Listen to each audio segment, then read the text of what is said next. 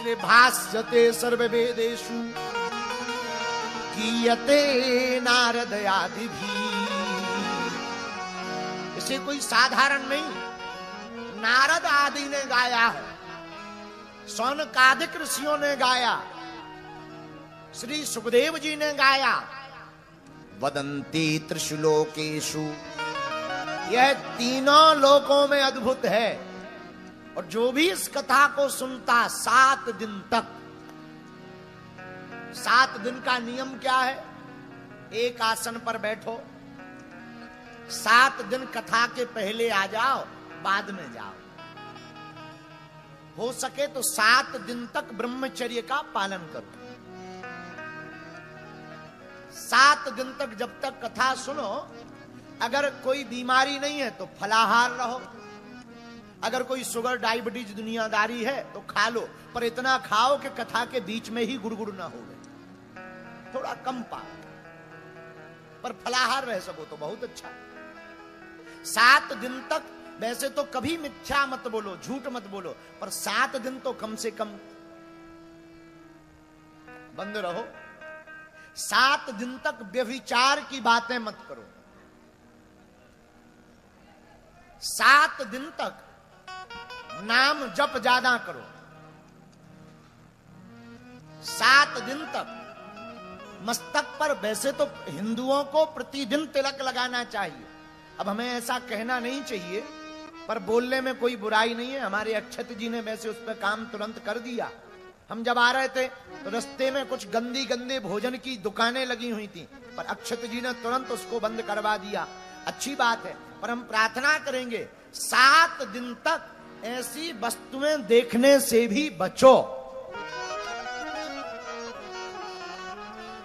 मस्तक पर तिलक लगाओ, माथे पर टीका लगाओ, और कथा यजमान को एवं कथा का फल पाने वाले व्यक्ति को 7 दिन तक, जब तक कथा होवे तब तक कोशिश भर, अगर कोई शरीर में पीड़ा नहीं है तो भूमि में शयन करना चाहिए।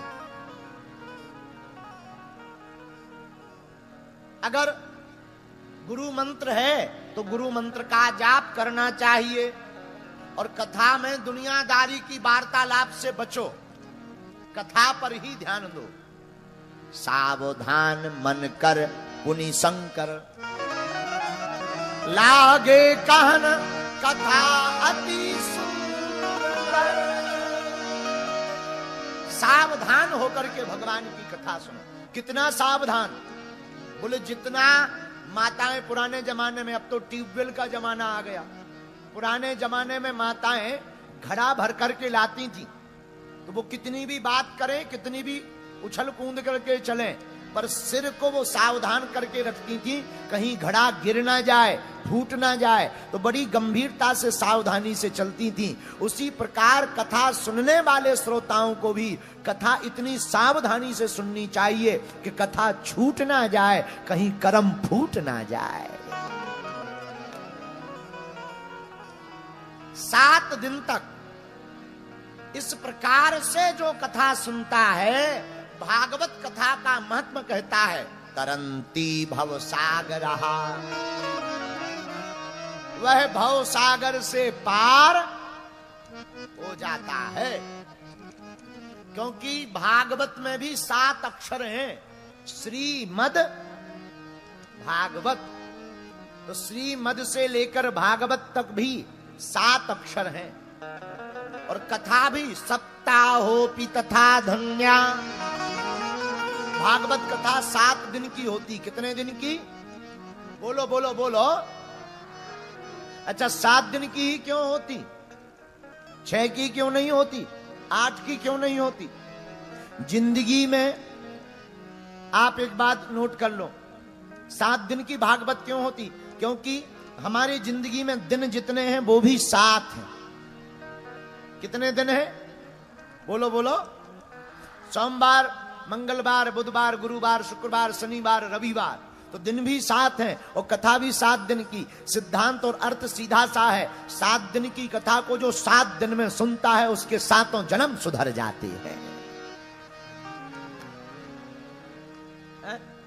अच्छा, एक और 7 दिन की कथा क्यों होती?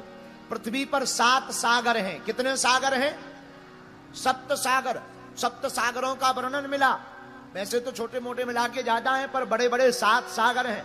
इसलिए भागवत की कथा सुनाई जाती है। 7 सागरों के बीच में ये पृथ्वी है। इस पृथ्वी पर कहीं पर भी 7 दिन की कथा सुनो तो तुम 7 सागर तो छोड़ो, भाव सागर पार हो जाओगे।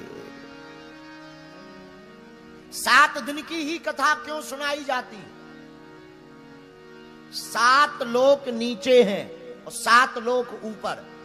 नीचे 7 लोकों के नाम अतल, वितल, सुतल, तरातल, रसातल, महातल, पाताल।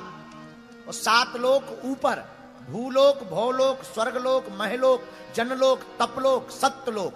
यह 7 लोक ऊपर हैं, 7 लोक नीचे हैं। भैया, जो भी 7 दिन की श्रीमद् भागवत कथा को सुनता है उसे सभी लोकों में जाने का कार्ड प्राप्त हो जाता है। इसलिए भगवान की साप्ताहिक कथा सुननी चाहिए। 7 दिन की ही कथा क्यों सुननी चाहिए? शास्त्रीय संगीत में सरगम के स्वर हैं 7। कितने हैं? सा, रे, गा, मा, पा, धा, नी। बस सा नहीं है, फिर 8 हो जाएंगे। फिर से गिनो। सा, रे, गा, मा, पा, धा और नी। बस ये 7 हो गए। सा फिर से लौट करके आ जाते हो। इसलिए सरगम के स्वर कितने हैं? बोलो बोलो बोलो। 7। तो भागवत कथा 7 दिन की इसीलिए होती है। कोई भी साधक इन 7 स्वरों में से किसी भी स्वर में कथा को गाए या सुने, उसकी जिंदगी का स्वर लग जाता है और जिंदगी उसकी रागमय और अनुरागमय हो जाती है। इसलिए सप्ताहोपि तथा धन्या कृष्ण लोक फला प्रदा। धन्य है भागवत की कथा। धुंधकारी ने स्तुति की जब भगवान की, बड़ी अद्भुत स्तुति भागवत में की, महात्मा में। धन्या भागवतीर्वार्ता प्रेत पीड़ा विनाशिनी। धन्य है भागवत की कथा, जो बड़े बड़े प्रेतों का भी तरन तारण कर देती। भैया, ये कथा कोई साधारण नहीं है। जीते जी कोई सुने उसका तो कल्याण होना ही होना है। लेकिन अगर कोई मर भी जाए और मरने के बाद भी उसके नाम से अगर कथा रखवा दी जाए तो उसका भी यह कल्याण कर देती है। इतनी अद्भुत है। इसलिए जहां भी भागवत की कथा होती है वह कोई साधारण भूमि नहीं, वह श्रीधाम वृंदावन ही बन जाती है। 7 दिन के लिए श्रीधाम वृंदावन हो जाता। बोलो वृंदावन धाम की जय हो, वृंदावन धाम की जय हो। हरा हरा महादेव।